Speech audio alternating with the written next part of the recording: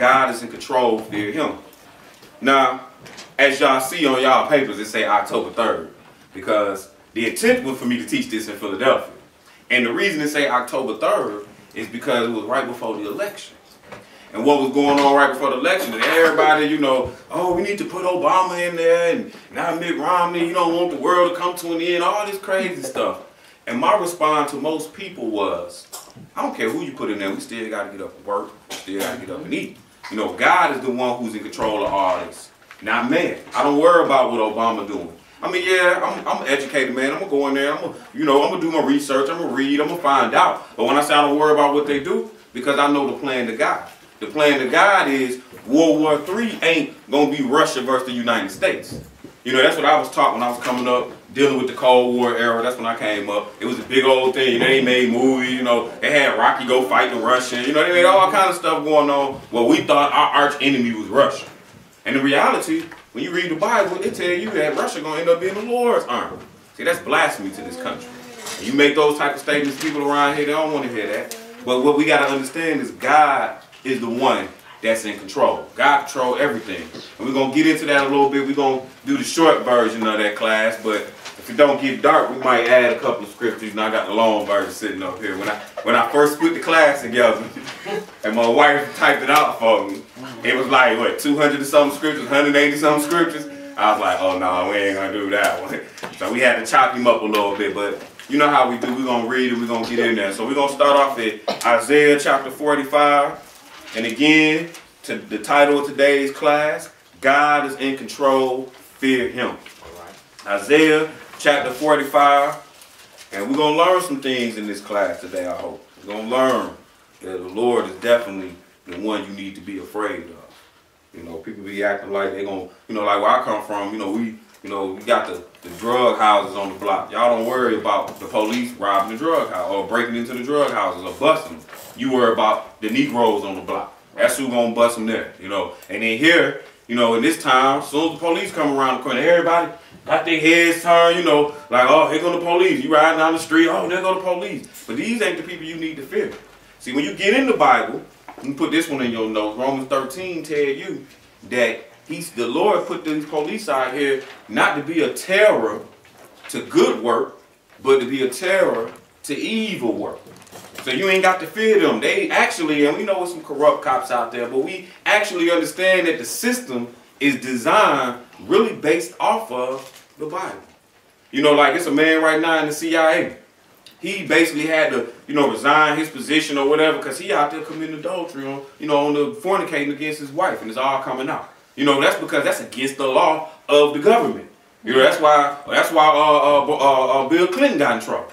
You know, so the whole point is the government in this society is supposed to be. You know, you go down to the courthouse, they got the 10 Commandments set up based off God, because God is in control. God is in control of kings. He's in control of everything. We're going to learn that a little bit. Isaiah chapter 45, and let's start at verse 5. We're going 5 through 7. When you get there, go ahead and read. I am the Lord, and there is none else. There is no God beside me. I girded thee, though thou hast not known. So he just basically saying, look here, I know you, you don't know me. I'm God. I made you. Go ahead. That they may know from the rising of the sun and from the west that there is none beside me. I am the Lord, and there is none else. I form the light and create darkness. I make peace and create evil. I, the Lord, do all these things. And a lot of people don't even know that this in the Bible. God just said, we're talking about the Creator. He said, I make the good and I make the evil. You know, like it was God that ran through Louisiana with Hurricane, what was that, Katrina? Yep. And then that was God that ran through New York or New Jersey with, what was that hurricane called? See, and they want to say that's Mother Nature. You know, Mother Nature ain't got God, ain't no woman. God, Mother Nature ain't got nothing to do with this. This God. He create the good, he create the evil. Believe it or not, when you see the guy on death row for slaughtering the whole family, believe it or not, God was the author of that. They had to come, them evil spirits had to get permission from God to make this happen. Or maybe God might have even said, I need the work done. It's time for this house to go. And then we're going to learn today that it's not necessarily when we see these evils that take place upon people, it ain't necessarily that they worse than maybe us. We're going to learn some of that. Let's get over to verse 9. Go ahead. Woe unto him that striveth with his master. So he's telling you, woe to you that strive with your maker. That's not what you in it for. Don't be you can't like this is saying your arms are too short to box with God. Like you'll lose. Go ahead. Let the potsherd strive with the potshers of the earth. Shall the clay say to him that fashioneth it, what makest thou, or thy work? He hath no hands. Go ahead. Woe unto him that saith unto his father, what begettest thou? Or to the woman, what hast thou brought forth? So basically, that's just, on the first level or on the last part of that, that's like how your mama might say, I brought you in this world, I'll take you out. You know what I'm saying? Like he's saying, woe to you that strive with your maker. Like this is God. This is the one. That's why I say this is the one you need to fear, not man. Even when we get in the courtrooms, you know what I'm saying? And just, God had had people locked up before. Peter had been locked up. But did y'all see what happened to Peter? Yeah, the Lord broke him up out of there though. Because God is in control of all of this. God is in control of the elements. And we're gonna get some more. Let's go to Proverbs 16 and 4. Proverbs 16 and 4. It said, woe unto him that strive with his maker. Then he turned around and told, woe to him that said to his father, like, who you ain't made me. That's why the Bible got it. Thou shalt honor thy mother and thy father. You know what I'm saying? So your days will be long. And it's who put you here. You wouldn't be here without them. Sorry, children. You better do what your mama say. Young men, young ladies. Proverbs 16, verse 4.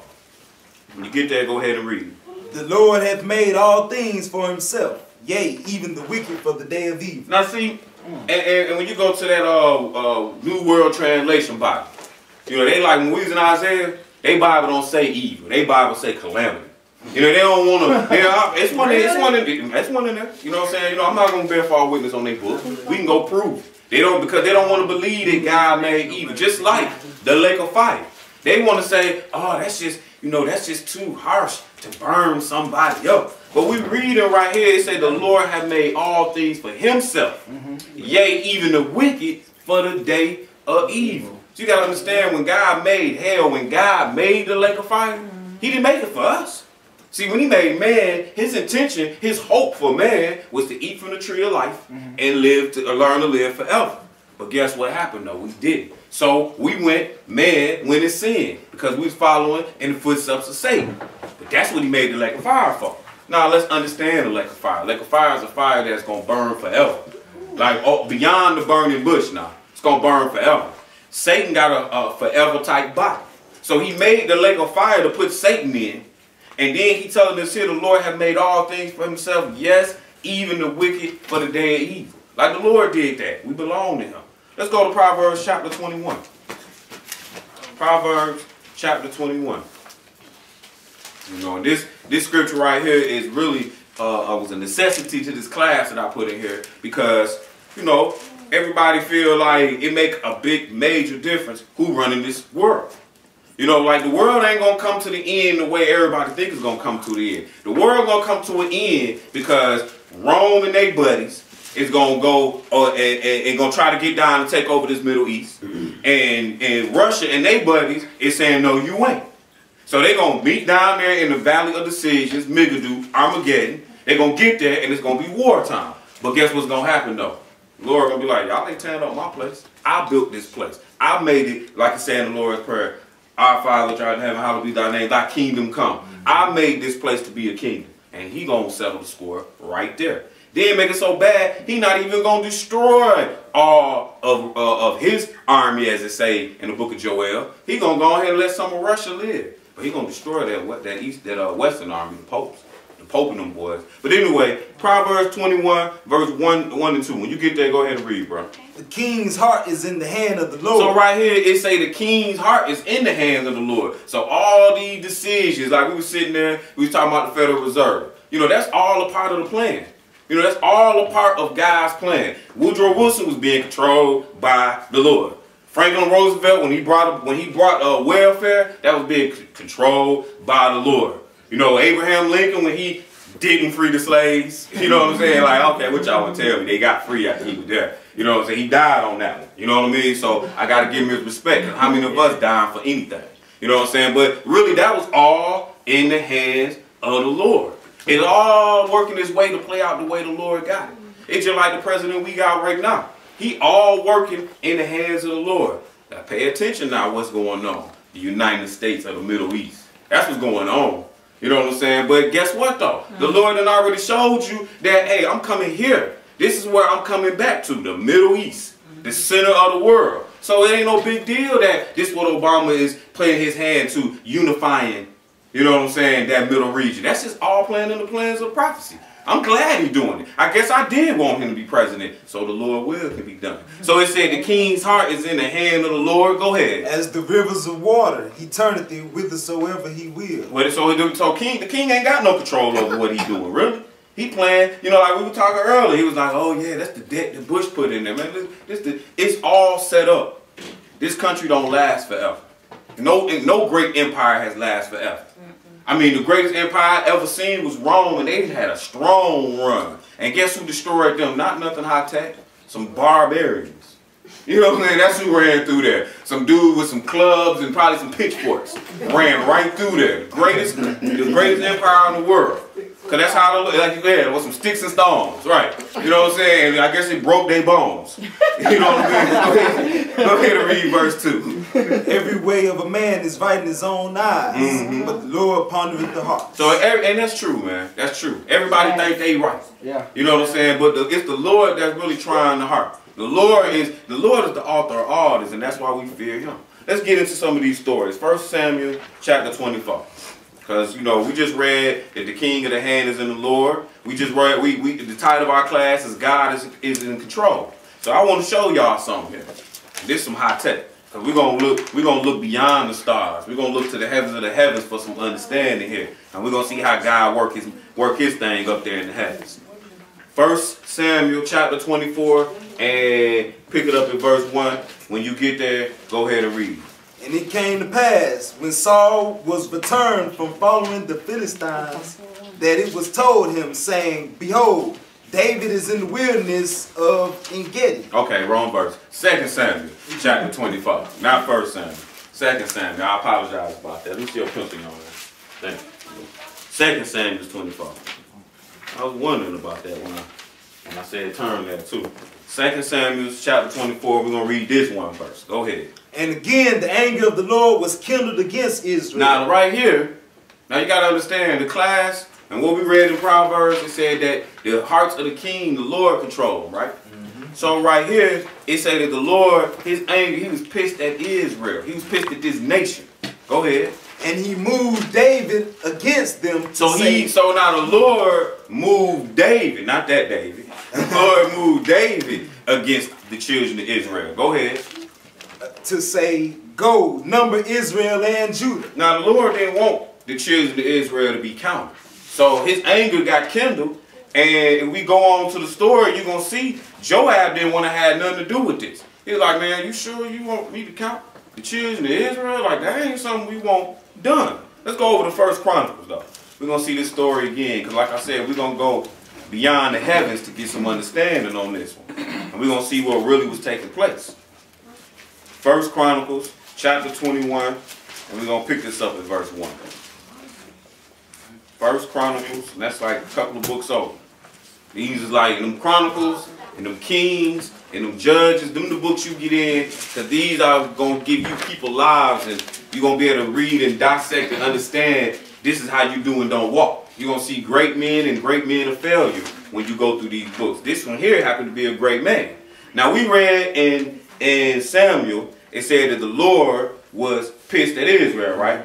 And he moved David to count the children of Israel, which when you read that whole story, you find out that he got punished for that. All right. Now let's go here and let's look at 1 Chronicles chapter 21 verse 1. You get there, go ahead and read, bro. And Satan stood up against Israel and provoked David to number Israel. But now we see what really was happening. Now we was in Kings, and it said that the Lord was pissed at the children of Israel. That was 2 Kings 24. But when we get here, we see that Satan stood up against Israel because Satan got to go holler at Jesus anyway before he busts any type of moves. So, because you got to understand, Satan is an angel. All the angels work for God. You got to remember, we just read in Isaiah, he said, I create the evil and the good. So these people, they work for him. Satan ain't got his own team. He ain't his own boss. He gotta go and see, like you see in Job chapter 1. You know, he say, Lord, like, what you doing, Satan? Running to and fro on the earth. All right. Well, consider my servant Job. Like, dang, like, how you just gonna put Job on blast like that? You know what I'm saying? You gotta put all this drama on Job's life. You know what I mean? Right. But that's his job, though. That's how he do us. And we're gonna see that too. But let's read some of this story. I know this ain't on our notes, but we're gonna read some of this story. I want y'all to see what happened. Go ahead, verse 2. And David said to Joab and to the rulers of the people, go, number Israel from Beersheba even to Dan, and bring the number of them to me, that I may know it. Go ahead. And Joab answered, the Lord make his people 100 times so many more as they be.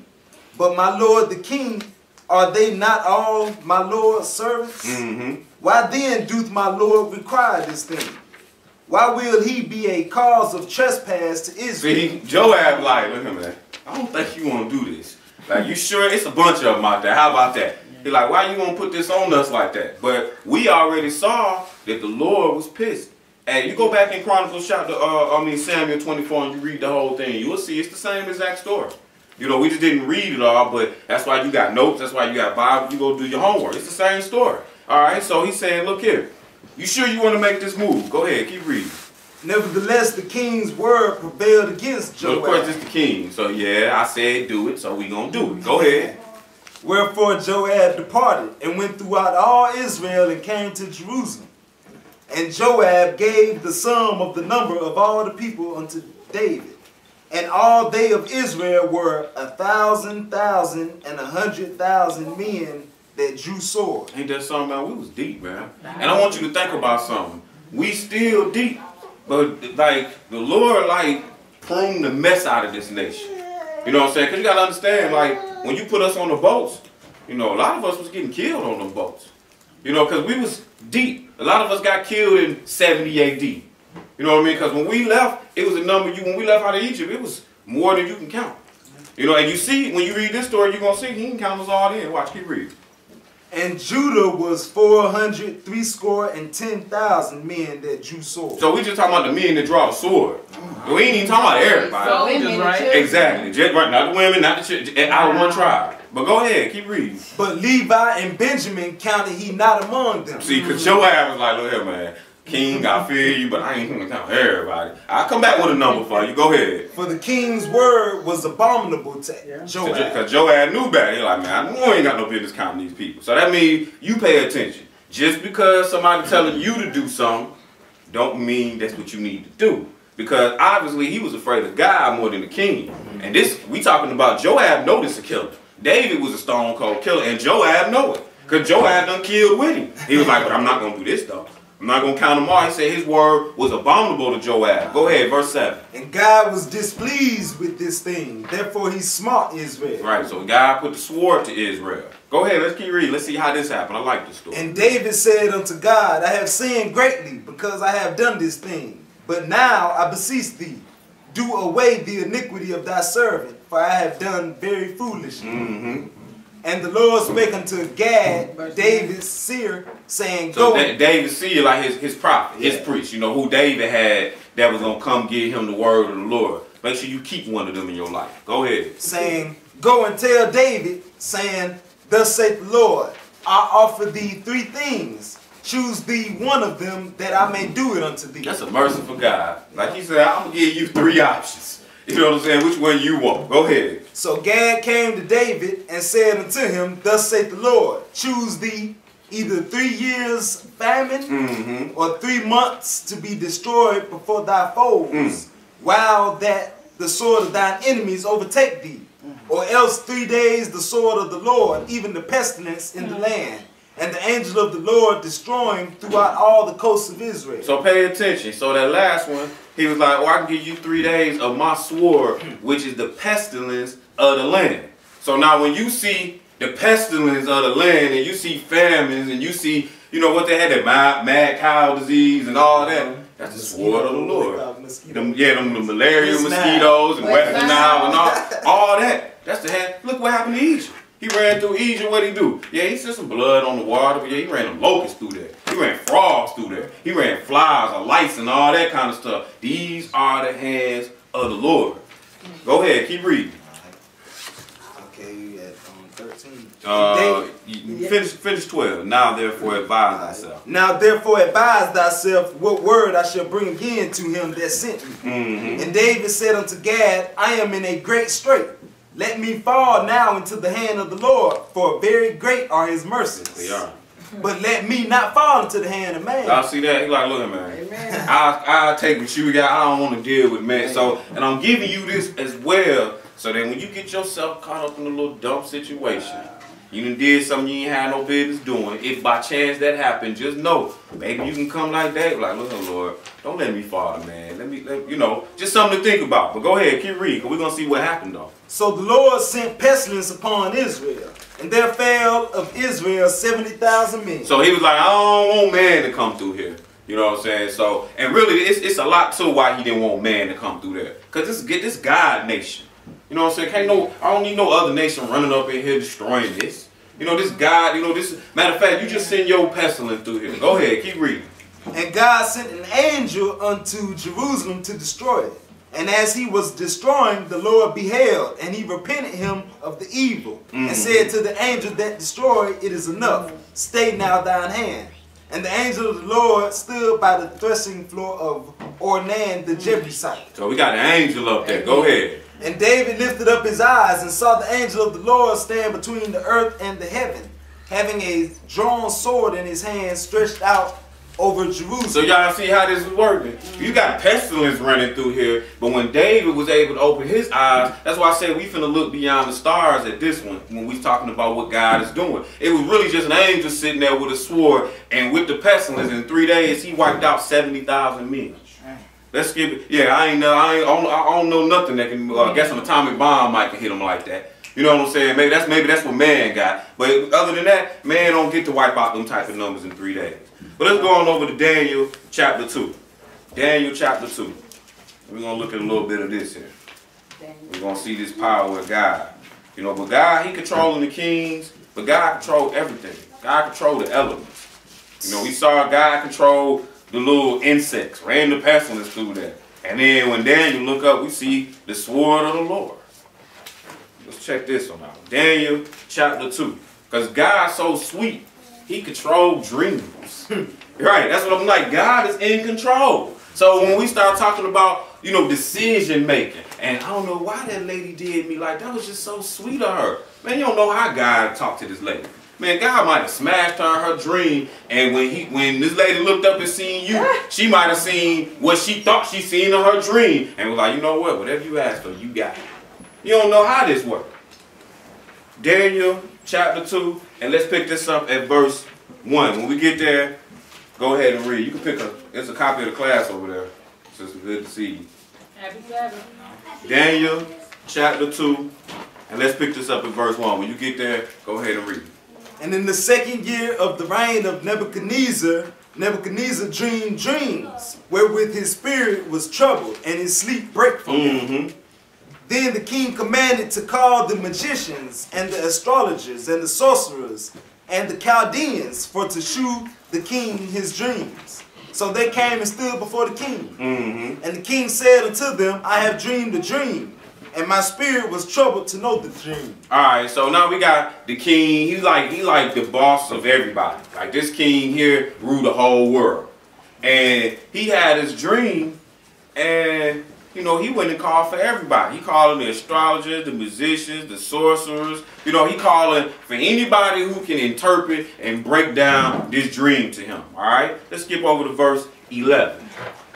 Verse 11. And it is a rare thing that the king requireth, and there is none other that can shew it before the king, except the gods, whose dwelling is not with flesh. So can't nobody seem to show him the interpretation to call all these people. But there was a man that could do this thing. Go ahead, keep reading. For this cause the king was angry and very furious, and commanded to destroy all the wise men of Babylon. And the decree came forth that the wise men should be slain. And they sought Daniel and his fellows to be slain. Now Daniel was known to be one of the wise men as well. But we didn't read where it said he sought the prophets of the Lord. It said he sought the astrologers and the, the magicians. He didn't come holler at Daniel. So now they want to go get ready to kill Daniel.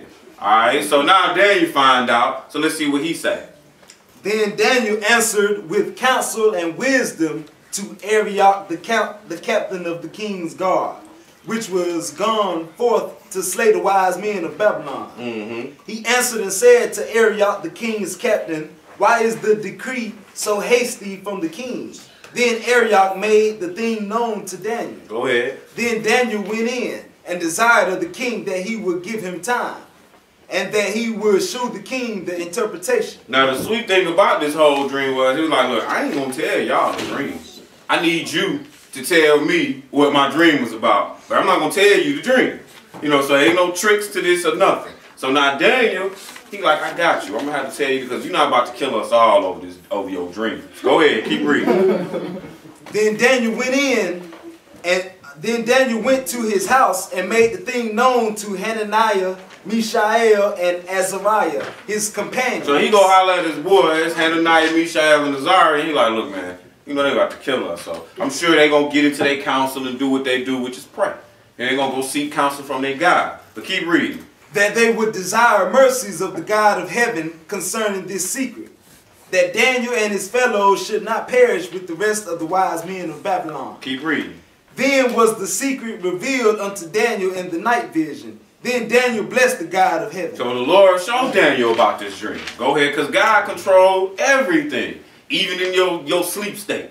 Go ahead, keep reading. Daniel answered and said, blessed be the name of God forever and ever, for wisdom and might are his. And we see that this all belongs, wisdom, might, this is God's. Go ahead. And he changeth the times and the seasons. He removeth kings and setteth up kings. So it don't matter. He said he put everybody in play. I don't care who king tomorrow, who king today. He put them there. He said, I set them up, I remove them. Go ahead. He giveth wisdom unto the wise, and knowledge to them that know understanding. Keep reading.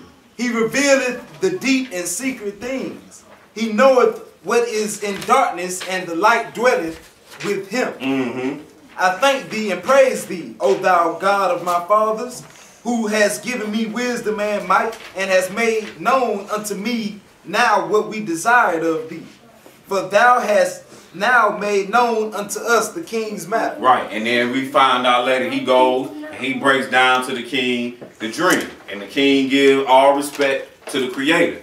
See, Daniel, he played with these kings quite a bit. And when you notice, they always gave respect to Daniel's God.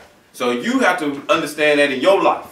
That when you come and you represent God and you speaking words of wisdom, that you are doing just that. That you represent God. And you shine in your light to whomever you interacting with.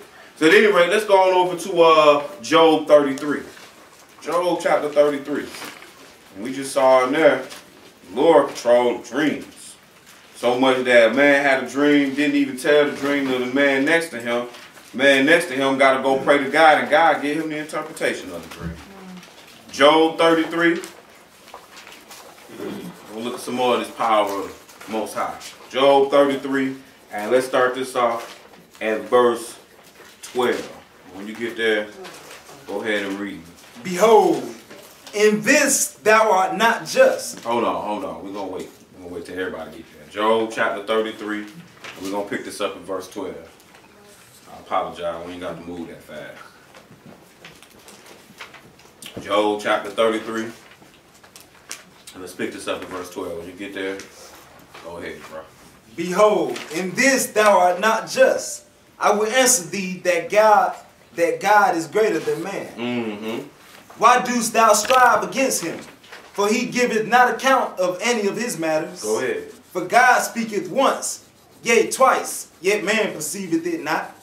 In a dream, in a vision of the night. See, now look what he's saying. God will speak to you in a dream, in a vision at night. Go ahead. When deep sleep falleth upon men, and slumberings upon the bed. What will he do though? Then he openeth the ears of men, and sealeth their instruction, that he may withdraw man from his purpose, and hide pride from man.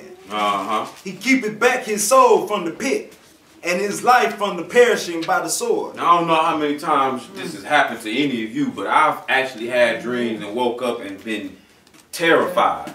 You know what I mean? Like, dang, I didn't know, you know, sometimes they just seem so real. Sometimes I don't, would somebody tell me what this dream meant, please? You know, because I don't know.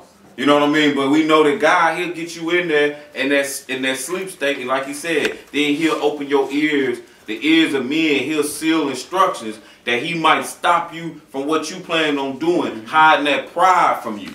Go ahead. What verse are we at? 19. Go ahead. Verse 19. He is chastened also with pain upon his bed, and with the multitude of his bones with strong pain. Mm-hmm. So that his life abhorreth bread, and his soul dainty meat. Go ahead. His flesh is consumed away, that it cannot be seen, and his bones that were not seen stick out. So he said the Lord will humble you. Like he'll take you real low to get you on that level that he needs you on. Go ahead. Yea, his soul draweth near to the grave, and his life to the destroyers. Mm-hmm. If there be a messenger with him, an interpreter, one among 1,000, to shew unto him his uprightness. To show man his uprightness. Like he's just saying, like the Lord would take you low, whatever it needs for him to do to get you to understand. Because you got to really follow the content of the story. You know, Job, you know, the Lord brought him real low. And he brought him low really to take pride from him. That's all it was about. Because Job was a good stand-up dude. But he still had a level of pride that came with that. You know, and we can see it sometimes. You might see somebody and you know, like, they always doing the right thing. But then sometimes you'll be like, but dang, you know, you ain't got to, like, toot your own horn with it. You know what I mean? Like, so, and then we know people like that sometimes. So the Lord just took Job, he's like, I'm going to drop you down just a little lower to make you better. Go ahead, keep reading. Then he is gracious unto him, and saith, deliver him from going down to the pit. I have found him a ransom. His flesh shall be fresher than a child's. He shall return to the days of his youth. Right, he like, but when it's all said and done, the Lord can get you back where you need to be. He can take care of you, especially like when you get sick, you get ill. You know, that's the Lord humbling you then. And that's what we're talking about when it said his flesh is consumed away, that he cannot be seen. His bones were not seen, that they stick out. Like he said earlier in verse 19, he chastened with pain upon the bed. That's when you sick. You know what I'm saying? So he'll holler at you in a dream, or he might even come to you and make you real sick and ill. And we done been sick. We done been ill, and like, you know, I done been ill and laying, and I'm like, Lord, I'm throwing up everything. I'm like, dang, Lord, what now? You know what I'm saying? Like, that's what I'm saying to myself, because I know at this particular point, can't nobody help me right now. You know what I'm saying? Like, I mean, we can go to the doctor if we want to, but I can't even make it to the car. You know what I'm saying? Getting to the doctor is not really an option right now. I just need God to help me. But that's what I'm saying. Sometimes God will take you there to humble you, to get you to that next level. Keep reading. He shall pray unto God, and he will be favorable unto him. And he shall see his face with joy, for he will render unto man his righteousness. Go ahead. He looketh upon men, and if any say, I have sinned, and perverted that which was right, and it profited me not, he will deliver his soul from going into the pit, and his life shall see the light. Go ahead. Lo, all these things worketh God oftentimes with man, to bring back his soul from the pit, to be enlightened with the light of the living. So this is what the Lord do. Like when you see your ills and even sometime in your dreams, all this is really just done to try to keep you on that straight and that narrow. So sometimes that's a necessary sickness that come upon you. Let's go on over to Exodus chapter 7. Because again, we still dealing with God being in control. And now we're going to learn about one of these kings who he had mad control over. And we talking about Pharaoh. And most of us know the story about how, you know, Moses came and told Pharaoh to let his people go, and he didn't want to do it. But we got to read it, though, because this is how you really do know it. We got to read it, because the more you read these stories, the more you catch the fine details, what you missed before. So Exodus chapter 7, and let's pick this up in verse 1. When you get there, go ahead and read. And the Lord said unto Moses, see, I have made thee a god to Pharaoh, and Aaron thy brother shall be thy prophet. Thou shalt speak all that I command thee, and Aaron thy brother shall speak unto Pharaoh, that he send the children of Israel out of his land. Go ahead. And I will harden Pharaoh's heart, and multiply my signs and my wonders in the land of Egypt. So he telling Moses, I'm going to harden Pharaoh's heart. I'm controlling Pharaoh now. Go ahead. And Pharaoh was top dog at this time. Wasn't no other army, wasn't no other nation of people that was greater than this. This is the most powerful man on the planet. Go ahead, verse 4.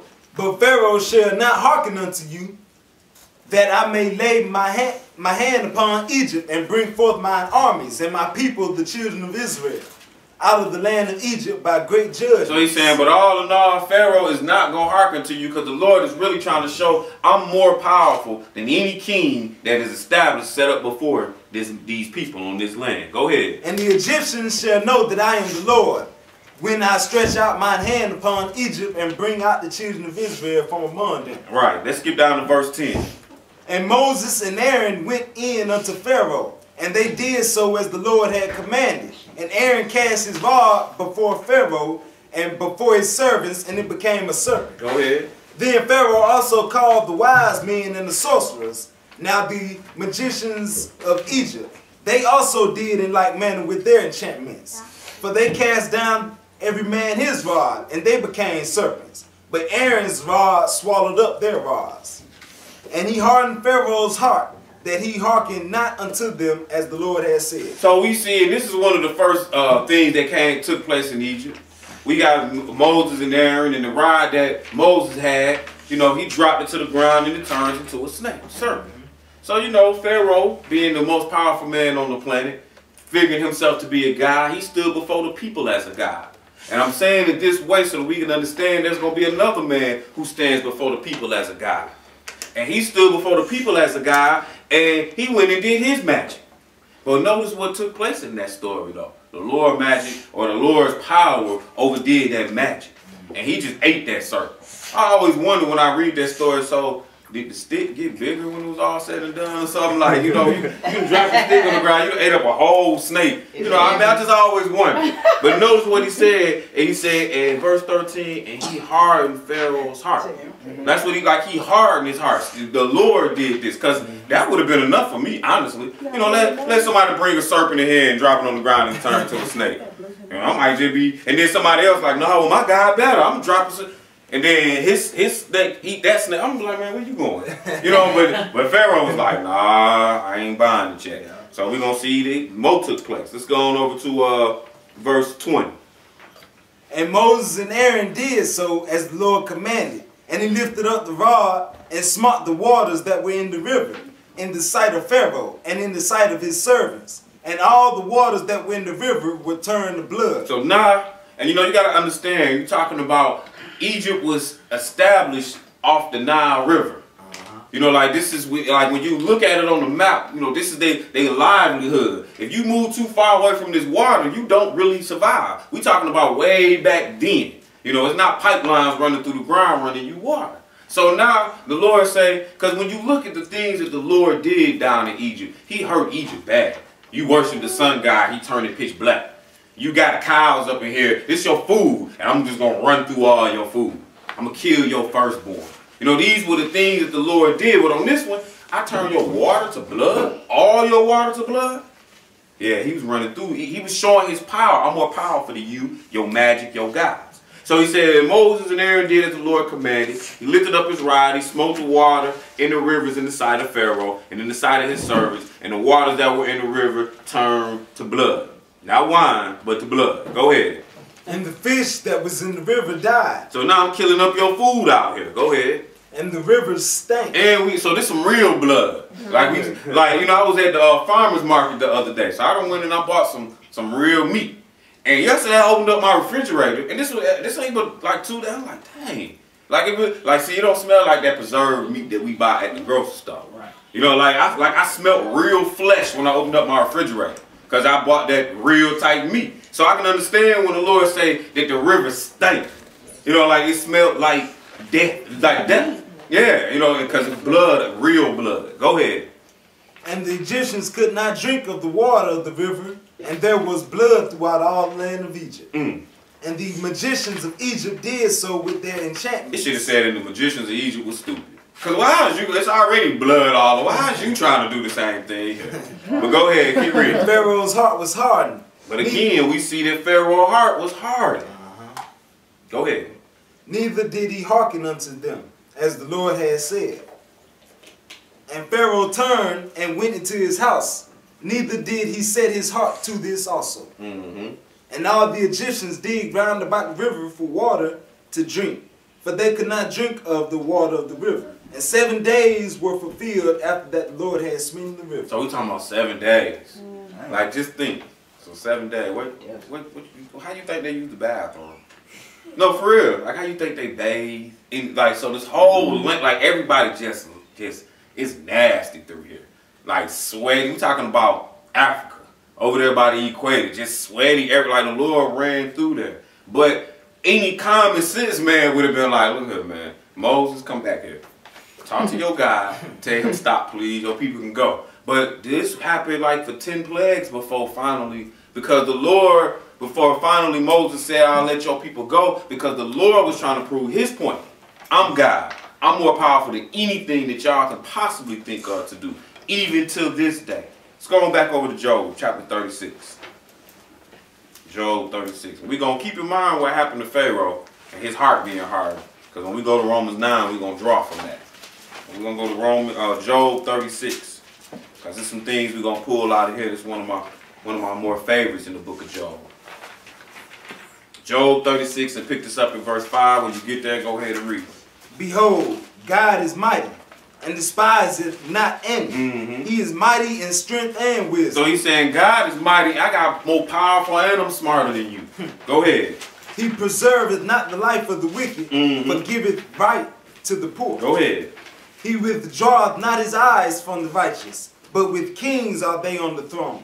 Yea, he doth establish them forever, and they are exalted. Now check this one out.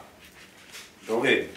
And if they be found in fetters... So if they be bound in fetters, that's locked up. I'm sorry. That's locked up. Fetters is like some type of chain. So he's saying, if I have to lock you up, go ahead. And beholding in cause of affliction, then he sheweth them their work, and their transgressions that they have exceeded. Now we're talking about this God. I'm in control. Sometimes I got to get you like this. I got to put you in jail.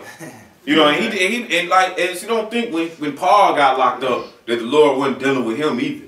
You know, even though I know Paul didn't get, you know, you might be like, well, Paul, you know, he was a good dude, right? Because he went out there and preached the gospel. That's the works we know of him. You know what I'm saying? But like the Lord said, like Paul said himself, he had his vices.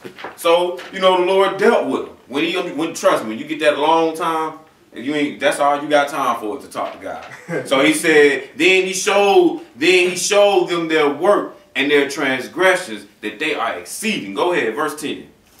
He openeth also their ear to discipline, and commanded that they return from their iniquity. Go ahead. If they obey and serve him, they shall spend their days in prosperity and their years in pleasures. Right, so that's your chance. When the Lord separates you from society, he might not put you in jail. You know, he might put you in a state where you ain't got no, I can't go no angle. Guys, man, I'm stuck in the house by myself. Hey, you know, the Lord, he might just have you separated from everybody.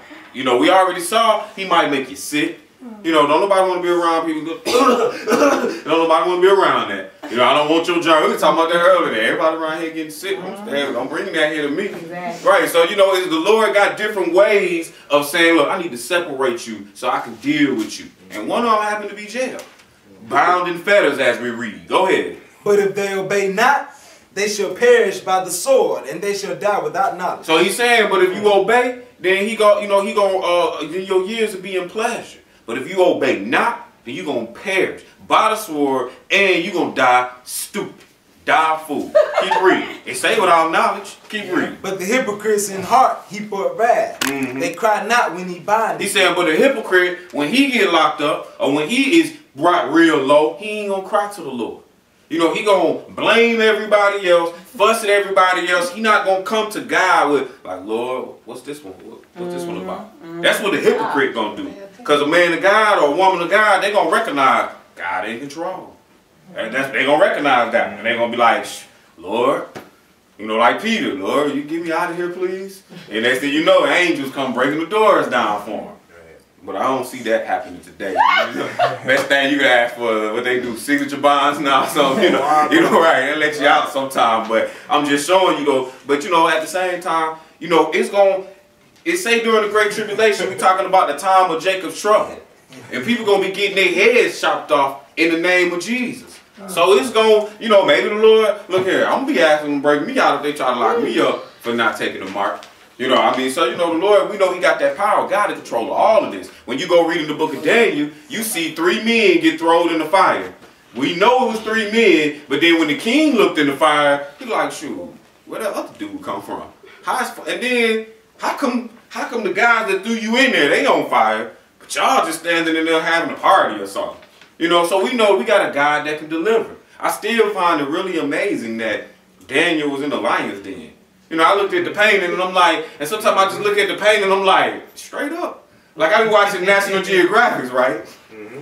And look here, you can't, I'm not gonna be no lion tiger trainer, because those are big animals. And they heavy. And like they teeth like this, for real. Like just imagine, like if his teeth, that's through my arm.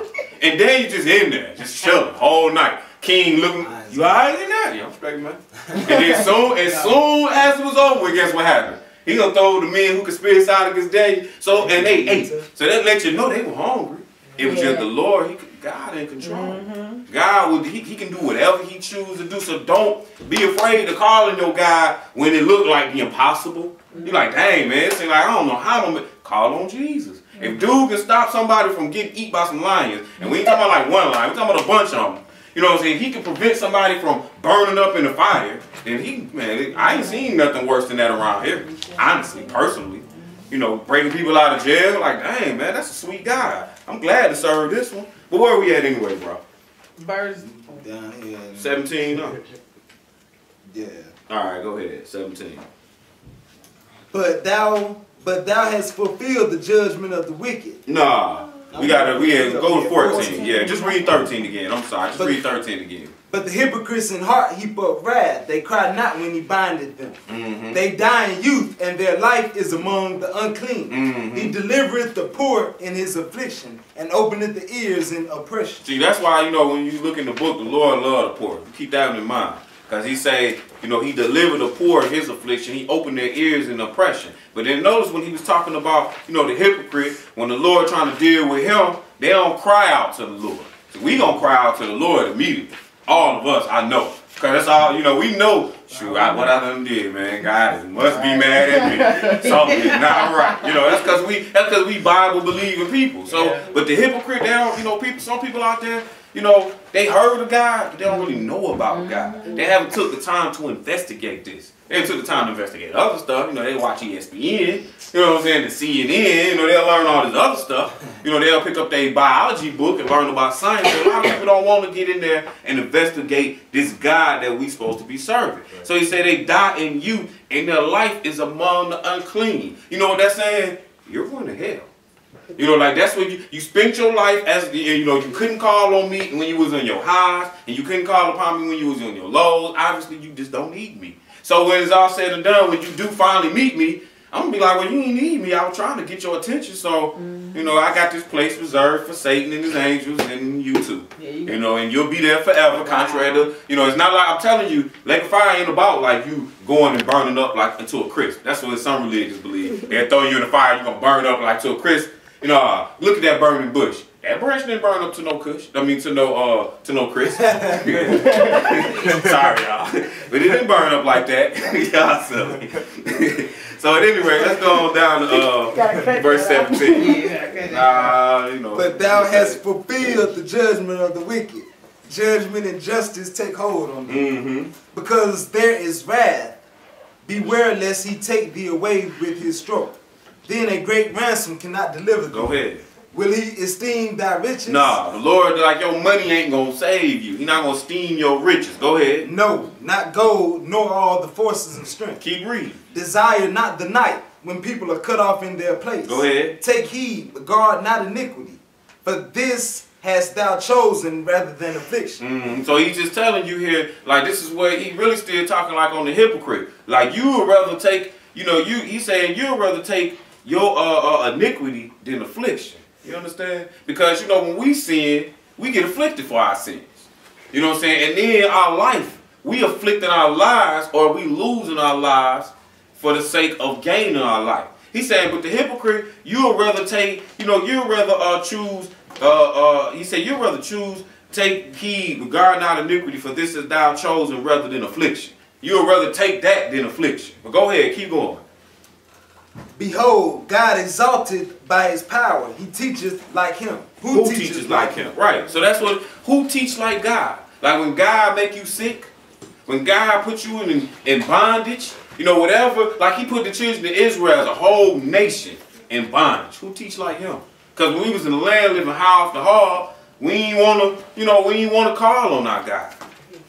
Let's go on over to where are we now? Romans chapter 9. We can read the rest of that on your own.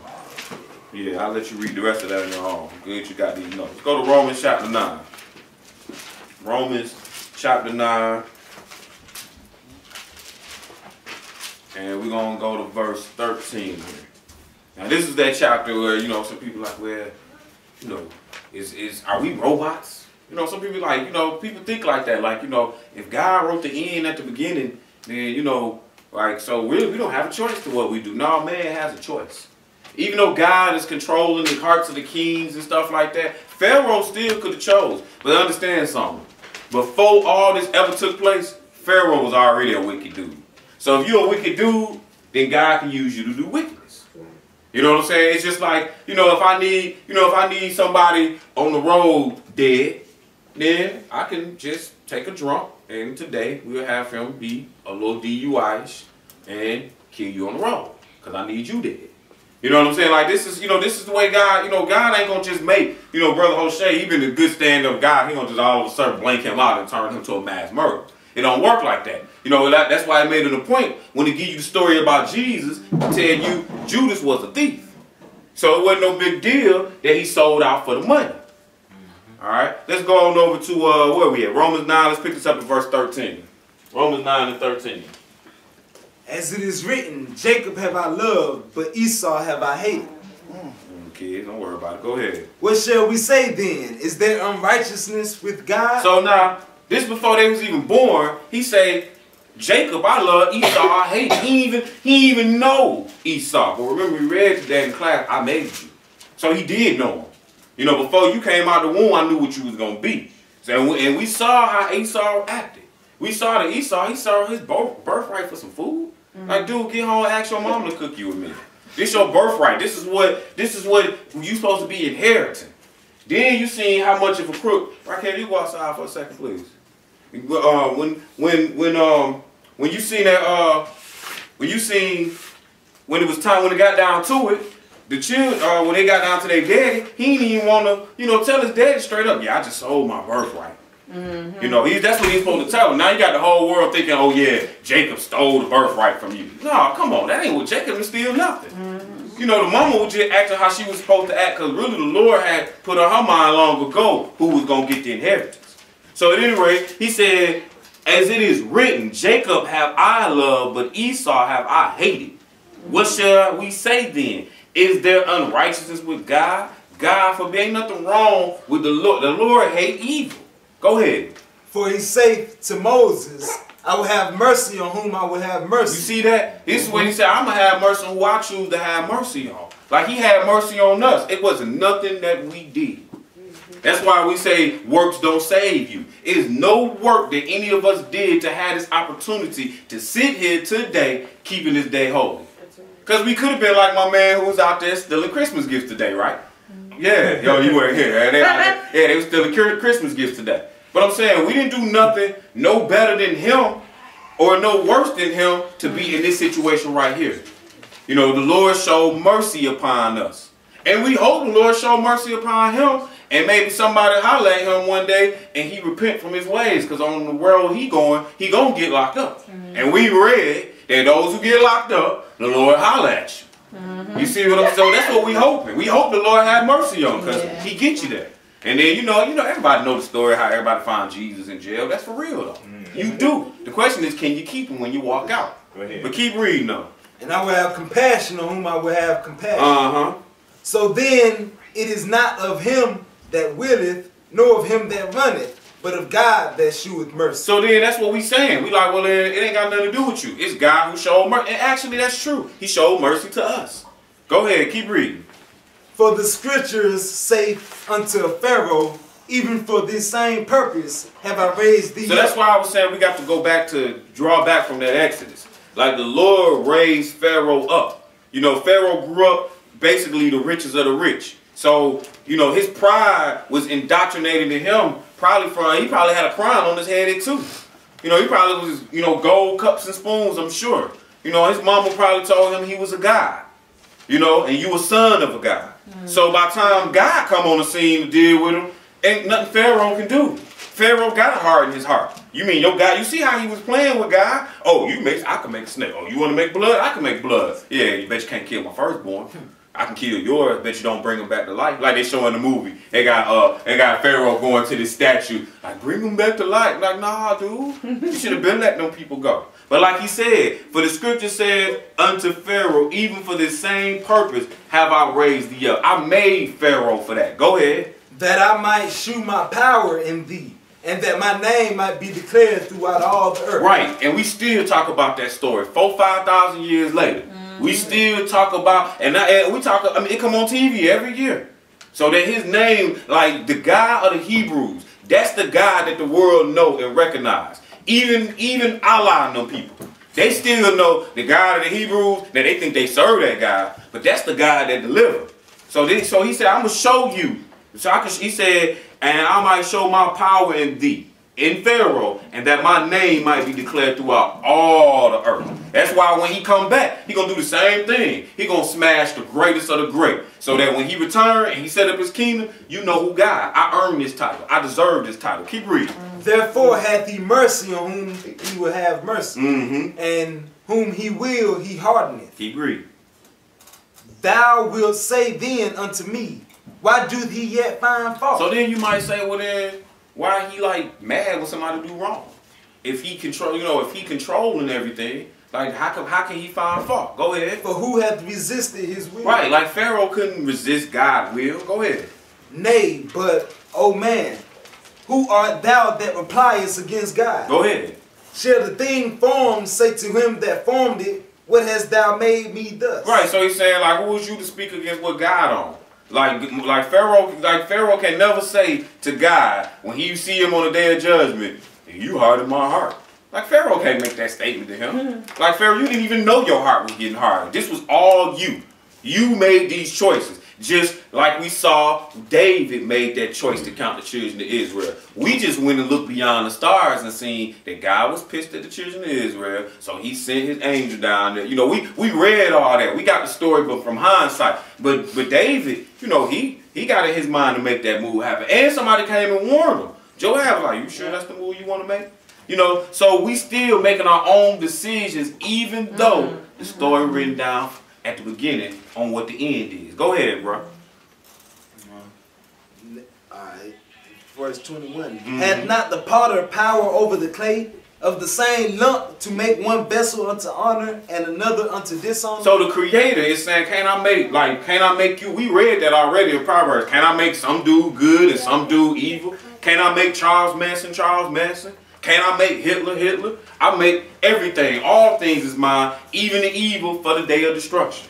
Go ahead, keep reading. What if God, willing to shew his wrath and to make his power known, endured with much long suffering the vessels of wrath fitted to destruction? Go ahead. And that he might make known the riches of his glory on the vessels of mercy, which he hath afore prepared unto glory. So basically what he's getting at is, like, the evil here, take a look at it. That's not the road you want to walk down. He gonna show you his power when he destroy the evil. That's what you want to see. You want to see that side of God. You don't want to be the one that's the earth swallowing up, eating you whole. You don't want that to happen to you. Go ahead, keep reading. What if God, willing to shew his wrath and to make his power known, endured with much long suffering the vessels of wrath fitted to destruction? Go ahead. That he might make known the riches of his glory on the vessels of mercy, which he hath afore prepared unto glory. Go ahead. Even us, whom he hath called, not of the Jews only, but also of the Gentiles. All right, let's go to John chapter 9. Sorry about that. It's all right, bro. John chapter 9. John chapter 9. Guess we do got a lot of scriptures. But it's alright though. John chapter 9. And let's pick this up in verse 1. We're going to learn a little something here. 1, 2, and 3. Go ahead, bro. And as Jesus passed by, he saw a man which was blind from his birth. And his disciples asked him, saying, Master, who did sin, this man or his parents, that he was born blind? So now we looking at it, and we like, well, dude here, he can't see. So what did he do to get that? Because, you know, that's how we are with everything, too. Like, well, how come my man ain't got no arm? What did he done did? He ain't got no legs. What's wrong with him? You know what I'm saying? He born retarded. Like, we always trying to figure out, well, who did what? That's what we trying to figure out. Matthew, Mark, Luke, John, New Testament. Go the other way. Help him out, sis. John chapter. We're going to read that one again. It's all good, bro. Take your time. John 9 and 1. Read that again, bro. And as Jesus passed by, he saw a man which was blind from his birth. And his disciples asked him, saying, Master, who did sin, this man or his parents, that he was born blind? Go ahead. Jesus answered, Neither hath this man sinned nor his parents, but that the works of God should be made manifest in him. Right. So basically saying like, nah, this man was born this way so that when I come, I could do my thing. You know, that's all that was about. But you might be sitting there looking at him like, hey, what did he do? Or what did his mama do wrong? You know, oh, he must have born of a heart. You know, that's what, that's how men think. You know what I'm saying? But God, he on something totally different. You know, let's go to Luke chapter 13. Now we're going to look at something else. You know, and it's just like, yeah, the Lord ran through Mississippi when that hurricane in Louisiana and all that. And the Lord ran through New Jersey. They still finding stuff coming up off the coastal shores. You know what I'm saying? So I guess we're going to look at it like, oh yeah, they must be real evil. You know, but we're going to see. We're going to see how the Lord, what he got to say about that. They like, we don't let us act like we any better than them. You know, just because the Lord went through and smashed all of them. Let's go Luke 13 and 1. Go ahead. There were present at that season some that told him of the Galileans, whose blood Pilate had mingled with their sacrifices. And Jesus answering said unto them, Suppose ye that these Galileans were sinners above all the Galileans, because they suffered such things? So obviously Pilate went through the Galileans and he did some killing. So he was like, well, you think that these people were sinners above anybody else because this happened to them? Keep reading. I tell you, nay, but except ye repent, ye shall also likewise. No, so when you see that type of stuff, you be glad that it didn't happen to you, and you make sure you checking yourself. Like, well, make sure that make sure that if you was to die, all of a sudden hurricane such and so or tornado Bobby Ann run through America, through Georgia, well, shoot, if it take you away, make sure you straight. That's what you do when you see that type of thing happen. Go ahead. Verse 4. Or those 18 upon whom the tower of Siloam fell, and slew them, think ye that they were sinners above all them that dwelt in Jerusalem? Yeah, like the Twin Towers. Y'all think they was worse than anybody else that got blowed up in there? Like, nah. You know what I'm saying? They wasn't. It was just, that's just the plan of God. That's just the way of life. And what you supposed to do, like read that verse 5. I tell you, nay, but except ye repent, ye shall also likewise perish. That's the bottom line. When you see that type of stuff, you just recognize you need to make sure you straight. Because God kills people when he chooses to do so. Let's go to Job chapter 9. Job chapter 9. Yeah, I think about that road. Like we seen an accident early this morning. Like, man, that road, God be taking them out the game on that road. Like I had a homeboy who I went to college with, right? Called him Steroid. That's what they called him. He was a big diesel, healthy, real big dude, played football. They called him Steroid. So, he graduated from college, and they about to have their graduation. And on the way back to college, he stayed about 40 miles away from the school. On the way back to college, he got into a car accident with a truck. Head gone. Slivered his head. Gone. Yeah, Steroid. You understand? Like, as big and as healthy as the muscles didn't say nothing.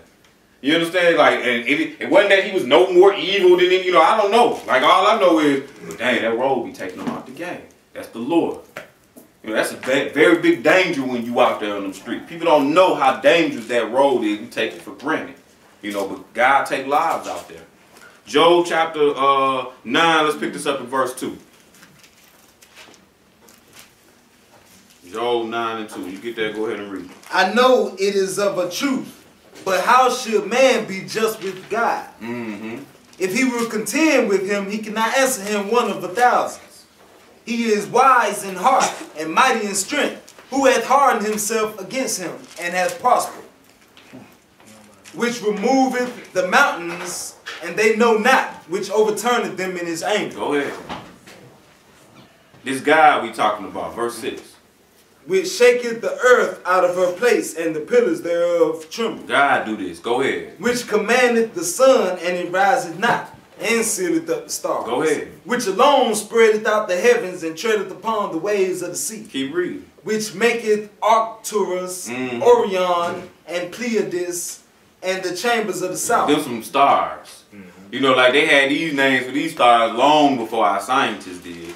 Go ahead. Which doeth great things past in finding out, yea, and wonders without number. Right, go ahead. Lo, he goeth by me, and I see him not. He passeth on also, but I perceive him not. Right, the Lord walked right by you. You don't even know it. Go ahead. Behold, he taketh away, who can hinder him?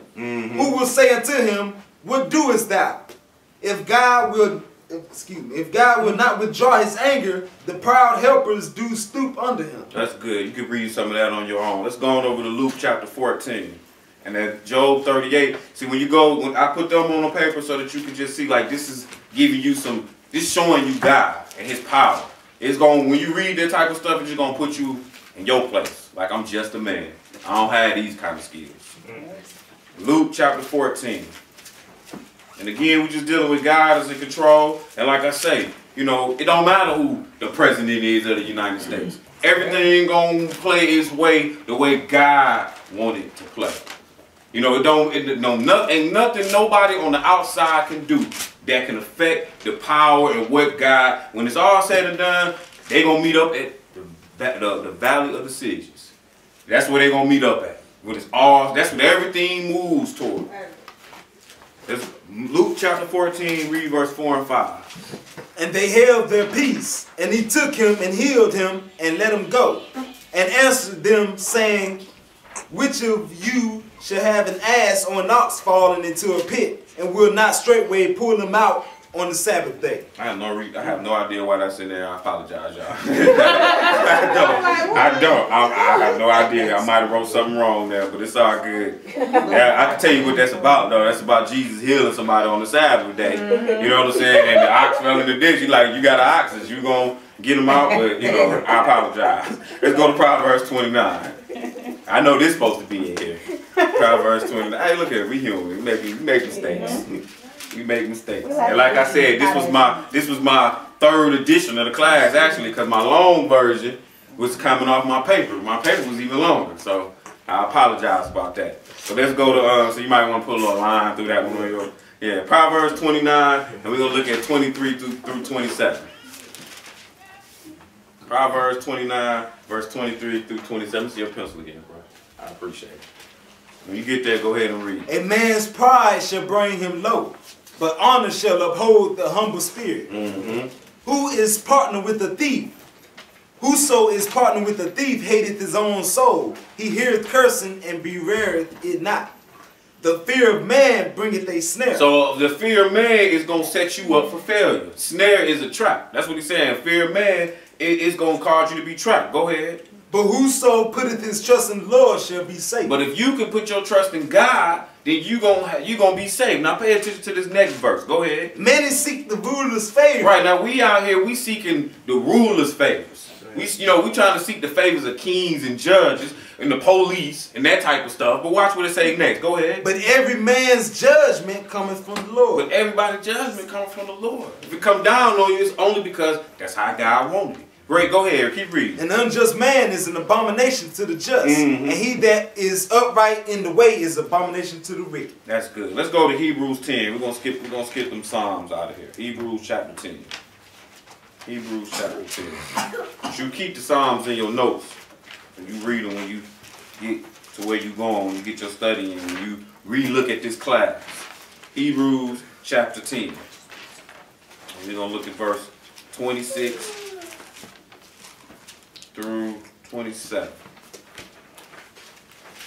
So he said everybody they fearing man, you know, and feeling like they gonna have to feel like man got the judgment and he got the control, but really it comes from the Lord.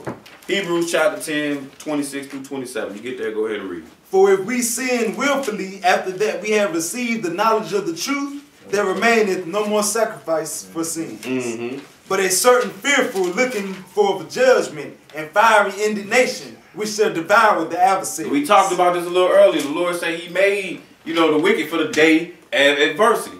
I mean, for the day of, basically for that day, for the day to go to hell. That's what he made the wicked for. So now if you decide that you want to be out here and you're just going to be a sinner and you're going to do this willfully, and after you done heard, after you know better, then you don't have, he said, but a certain fearful looking for of judgment and fiery indignation, which should devour the adversaries. That's what you got to look forward to. Basically, fiery indignation, that is the lake of fire. Who the adversary, that's Satan. So you basically have a certain looking for of hell with Satan. Skip over to verse 30. For we know him that hath said, vengeance belongeth unto me. I will recompense, saith the Lord. And again, the Lord shall judge his people. Go ahead. It is a fearful thing to fall into the hands of the living God. So know that. It's a fearful, like you don't want his trouble. Like you seen how David was acting earlier in the class. You see, he was like, look at him, man. I don't want nothing, but you notice he took the short 3 days, though. He didn't take the he didn't take the 3 months or whatever else. He took the short 3 days. And the Lord still killed 70,000 on that day. It's a fearful thing to fall into the hands of the living God. Go ahead.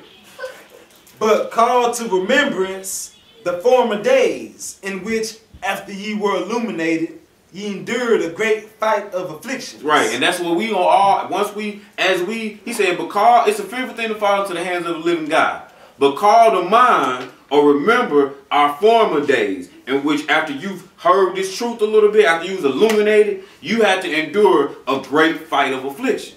Because he's saying, look, don't be out here willfully sinning. This is what he's telling us. Go ahead.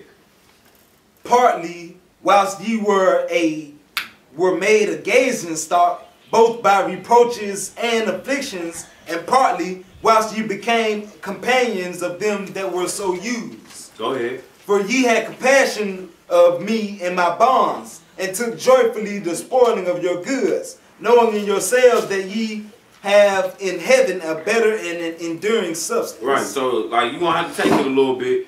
We keep that in mind that you dealt with this affliction. Like, for example, what I'm saying is this. What the book is saying is this. You in the Word. And you take this Word, you done took it to your family, you done took it to your friends, you done took it to your job, and, they clowning on you. You done been made to look stupid on. Now, you keep that in mind when you decide you're going to willfully sin. Like, look what you done had to go through. But now you're going to sit here and willfully sin, knowing it's a fearful thing to fall into my hands? That's what he's saying with that. Go ahead, keep reading. Cast not away, therefore, your confidence. Right, that same confidence you had when you was opening up your mouth preaching this gospel. Don't cast that confidence away. Go ahead. Which hath great recompense of reward. That's right. For ye have need of patience, that after ye have done the will of God, ye might receive the promise. For yet a little while, and he shall come, will come, and will not tarry. Now the just shall live by faith. But if any man draw back, my soul shall have no pleasure in him. Go ahead. But we are not of them who draw back unto perdition. We not, y'all. We not one of them that's going to draw back into perdition. Go ahead. But of them that believe to the saving of the soul. Philippians chapter 2. And as you can see, we getting there. Philippians chapter 2 and verse 12. Philippians chapter 2 and 12.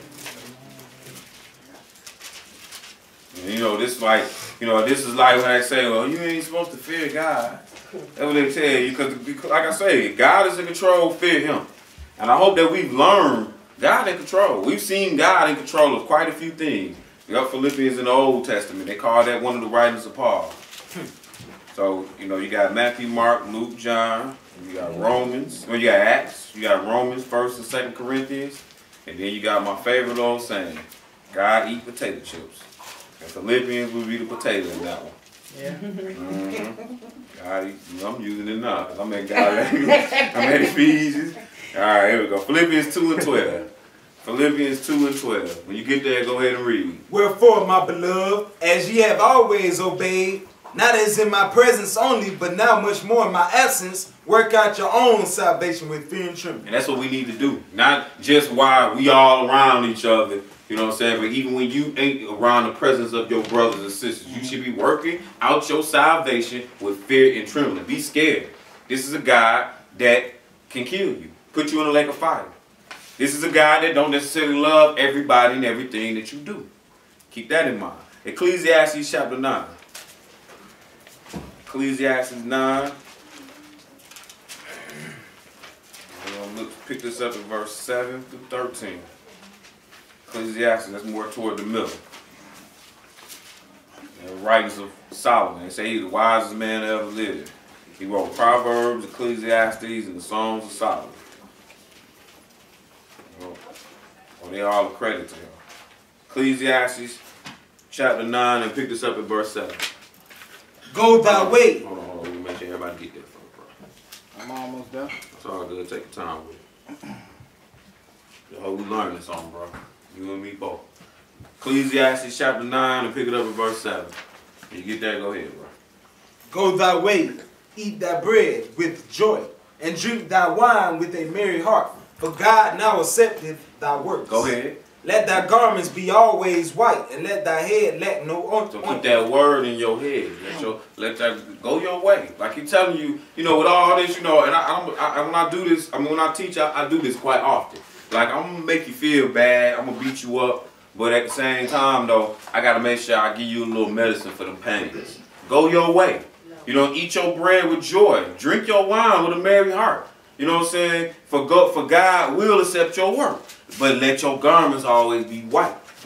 And let your head lack no ointment. Keep that word up there. Go ahead, verse 9. Live joyfully with the wife of whom thou lovest all the days of thy life, of thy vanity. Notice what he's saying, the life of your vanity. Go ahead. Which he hath given thee under the sun, all the days of thy vanity. For that is thy portion in this life, and in thy labor which thou takest under the sun. Go ahead. Whatsoever thy hand findeth to do, do it with thy might.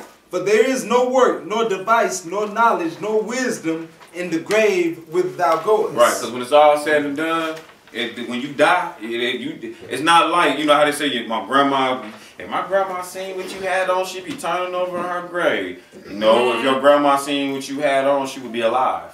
If she's in the grave, she dead. Ain't no turning over in the grave, none of that. You know, ain't nobody looking up from heaven. You know, Martin Luther King was not looking down from the heavens clapping when Obama became president. That's not what happened. He in the grave too. Everybody gonna be in the grave. And then it say, what it say again, brother? Oh, whatsoever thy hand find to do, do what they might. For there is no work, no device, no knowledge, no wisdom in the grave where you going. Go ahead. I returned and saw under the sun that the race is not to the swift, nor the battle to the strong. Right. Neither yet bread to the wise, yeah, nor yet riches to men of understanding, nor yet favor to men of skill. But time and chance happened to them all. Right. Like, you ain't no better than nobody else. It was just time and chance. It just so happened. That's what it just so happened that I walked past you and you walked past her. And it just so happened. Time and chance. It didn't have to happen that way. Go ahead. For man also knoweth not his time, as the fishes that are taken in the evil net, and as the birds that are caught in the snare. So are the sons of men snared in the evil time, when it falleth suddenly upon them. Go ahead. This wisdom have I seen also under the sun, and it seemed great unto me. That's why we put it in the class, because it seemed great to me too. Hebrews chapter 13. Yo, time and chance happened to them all. Like, we ain't no better. You know, it's like, I was listening to Bowie today. He was like, yeah, y'all think I be watching the ministers on TV because I want to condemn them. He's like, nah, I be watching them hoping they'll change. And I couldn't say nothing but like that. Because I be watching them and I be like, oh, you going to hell for that. You know what I'm saying? I mean, because I just know they be so wrong. Right, but I'm saying, though, that's our elder, though. And it's like, he was teaching me a lesson, like, yeah. Like, you wasn't no better than them. You know what I'm saying? It was just time and chance. You know, the Lord happened to open your eyes. He didn't have to. Now what you going to do with it? That just raised the bar for me. You know what I'm saying? That just means now you know. So how you going, because when they get judged, he going to judge them based off their ignorance. You know what I'm saying? Like we working to get up in that first resurrection. We working so we can have a bye week when the day of judgment comes. You know how the sports, you might get a little bye when you play real well. But that's what we trying to get. We trying to get that little bye week. We don't want to hit the day of judgment. But everybody else, they gonna get judged. Who said they all going to hell? Where y'all read that at? Where did you read that everybody that's standing before the Lord on judgment day is going to hell? You don't read that nowhere. We trying to just get up in that first resurrection so we can get our job. We can, we can have, some little power. Because it said, on such the second death have no power. If you get up in the first resurrection. That's what it said. So, I don't know I can tell you who is going to hell. The Pope or the Antichrist. Judas. Probably Pharaoh too. You know what I'm saying? But these people who, probably Esau, they said the Lord said he hate him. Yeah. You know what I'm saying? But, the people that we can just pinpoint like straight up like that, God called sons of perdition, and when God said it was worse than you had never been born, yeah, you probably going to hell. You know what I'm saying? But Satan in his name. But the rest of that, I'm not trying to tell you that, Charles Manson is, I'm not looking at Jeffrey Dahmer, look, I'm not, if they stand in my line, dude, I know you might have been sick, but go over there with the rest of them. You know what I'm saying? Because somebody do got to go, and y'all pretty bad. You know what I'm saying? But what I'm saying is some people out here, they just walk in ignorance. And God already said he winked at your ignorance. So we trying to work on the first resurrection. That's all we trying to bypass that line. That's all. But time and chance happened to them all though. We got lucky. That's what it was. We got lucky. We didn't work with it. It was no work we did for this. We got lucky. But go ahead. Hebrews chapter 13, verse 1. Let brotherly love continue. Be not forgetful to entertain strangers, for thereby some have entertained angels unawares.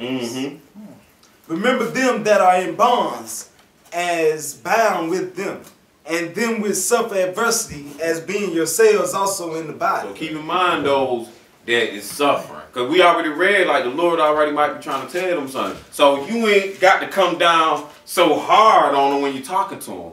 Because we do that sometimes. When people getting, our Lord already knocking your head across, and then here I come, yeah, you shouldn't have did this, you shouldn't have did that either, like dang, what you think? You don't think that they already sitting there while they, collect calls from, or whatever the case may, or you've been sitting here and now you sick in the hospital, you shouldn't have been smoking. Yeah, I know this and that. You know what I'm saying? So the whole point is, like he said, remember them that are bound as bound with them. You know what I'm saying? And them that suffer adversity as being yourself also in the body. If they hurt, you supposed to hurt. Go ahead, keep reading. Verse 5, I'm sorry. Let your conversation be without covetousness. Am I right? Yeah, verse 5, I'm sorry. Let your conversation, go ahead. Let your conversation be without covetousness, and be content with such things as ye have. For he hath said, I will never leave thee nor forsake thee. Keep going. So that we may boldly say, the Lord is my helper, and I will not fear what man shall do unto me. Right, and that's what we're trying to do. We ain't trying to fear man. We don't need to fear man. But if your conversation, without covetousness, then, the Lord, you can say this. Because the Lord saying, I won't leave you. He with you, even in them horrible times. Like the little, what's the little footprint, the footprints thing. I was walking and, I looked back and I ain't see the one set of footprints in the sand. And then, but this was like my worst day. I ain't see the one set of footprints in the sand. Like, Lord, what was you? And Lord was like, well, shoot, I was carrying you. You know what I'm saying? Like, that's why you ain't see the one set. You ain't need to. I had to hold you up. So I'm saying he won't leave you, so it might be rough, but that don't mean God has forsaken you. I have a brother out there, and he always thinking God done forsake him. And I say, well, make sure you straight there, bro. But if you trying to serve God, man, like, God ain't forsaking you. He carrying you right now. I know times is hard. They done been hard for some of everybody. And if they ain't been hard for you, then I would advise you to check your rap sheet to make sure you all right. Because we know God, he going to put you through a little persecution to get you right.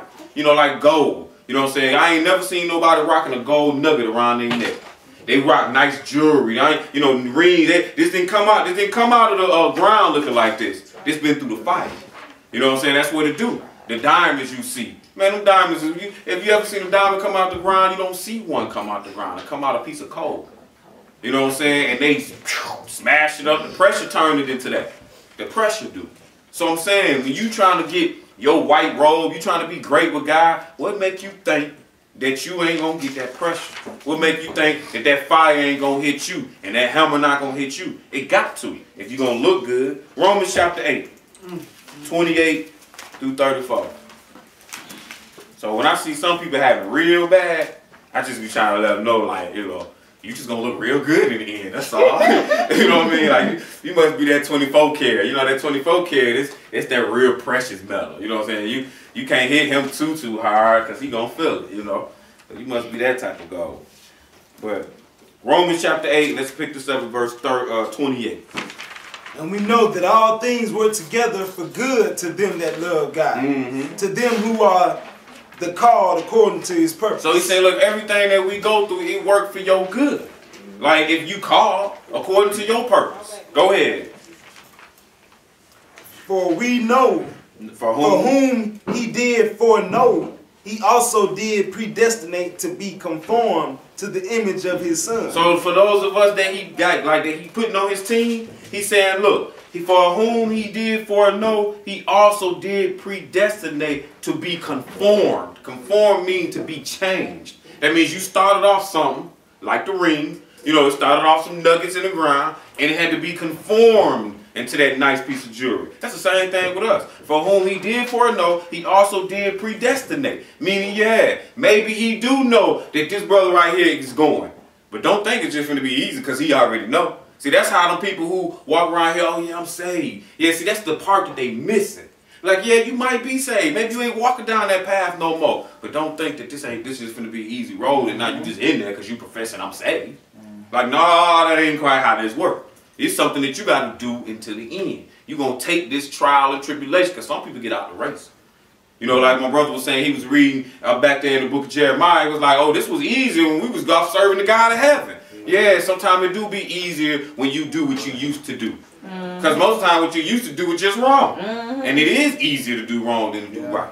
Go ahead. It say, for whom he did foreknow, he also did predestine to be conformed to the image of his son, that he might be the firstborn among many brothers. I'm sorry, you didn't read that. Firstborn among many brothers, saying he going to let you be God. Like the firstborn was Jesus. He was the first person that was a man. He was God at first, but then he was a man. He was born through a woman, and then he was the first person to be born into a godly family. What he got is what we trying to get. That's why we believe he died on the cross. Not even so much that he died, but because he got back up. Because that's what we trying to do. But go ahead. Verse 30. Moreover, whom he did predestinate, them he also called. And whom he called, them he also justified. And whom he justified, them he also glorified. Go ahead. What shall we say then? What shall we then say to these things? If God be for us, who can be against us? Right. When it's all said, and that's why we ain't got to fear man. We ain't got to fear nothing that's going on here in the world. Because if you really been called and you really on that team, and God for you, who really against you? So that's why I say it don't really matter who you put in prison. I could care less personally. I'm still going to have to get up and do the same thing I did the day before. What did it say? The whole duty of man? Oh, we gonna get there. Go ahead, read the next verse. He that spareth not his own son, but delivereth him up for us all. Now notice what he's saying though. Now this the guy that didn't spare his own son but killed him. Go ahead. How shall he not with him also freely give us all things? Who shall lay anything to the charge of God's elect? It is God that justifies. Go ahead. Who is he that condemneth? It is Christ that died, yea, rather, that is risen again, who is even at the right hand of God, who also maketh intercession for us all. Praise the Lord. Ecclesiastes chapter 12, 13 and 14. And he said the same thing I said. I didn't even know he was going to say that. It was like, for it is him that condemneth, it is Christ that died, yea, rather, that is risen again. Like, yeah, that's what's most important. He died, yeah, he died for us, but he rose again. If he never rose again, it didn't mean nothing. That's what you do. That's what we got to understand. That resurrection was very important. Yeah, the death was important. Now, a man died. The wage of sin is death. But if he don't never get off the cross, then what do we got to look forward to? Ecclesiastes chapter 12, verse 13 to 14. We're going to hit the conclusion of the whole matter. We're going to wait till everybody get there. Ecclesiastes chapter 12 and 13 and 14. So hopefully we learn something. Those that's going to be viewing online and us that's here. You know, it's a pleasure to be able to, you know, keep the Lord's Sabbath day and to stand and present the word. Like I said, on the first Sabbath of the month, You know, we're gonna be able to, Lord willing, get together, have that holy convocation, and I'll be able to present the word to you. I think we worked the schedule where I don't have to go out of town on the first Sabbath of the month. So, you know, to preach the gospel or whatnot on the Sabbath day. So, Lord willing, we'll be able to do this again next month. Praise but the Lord. Ecclesiastes chapter 12, and we're going to learn the conclusion of the whole matter. Go ahead. Let us hear the conclusion of the whole matter. Fear God and keep his commandments, for this is the whole duty of man. So when it's all said and done, this is what it's about, y'all.